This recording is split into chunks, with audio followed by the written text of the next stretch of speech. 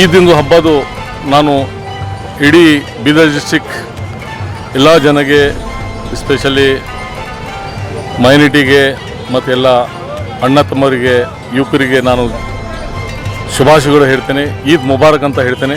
ಜೊತೆಗೆ ನಮ್ಮ district MP ಅವರು ಸಾಗರ್ ಖಂಡ್ರವರು ಇದ್ದಾರೆ, ಮತ್ತು ಜೊತೆಗೆ ಎಕ್ಸ್ ಮಿನಿಸ್ಟರ್ ಬಂಡಪ್ಪ ಕಾಸಂಪುರ್ ಅವರಿದ್ದಾರೆ, CMC ಅಧ್ಯಕ್ಷರು ಇದ್ದಾರೆ, ಜೊತೆಗೆ ನಮ್ಮ ಸಂಜಯ್ ಜಾಗೀರ್ದಾರ್ ಅವರಿದ್ದಾರೆ, ಸುಮಾರು ಎಲ್ಲ ಜೊತೆಗೆ ಇದ್ದಾರೆ.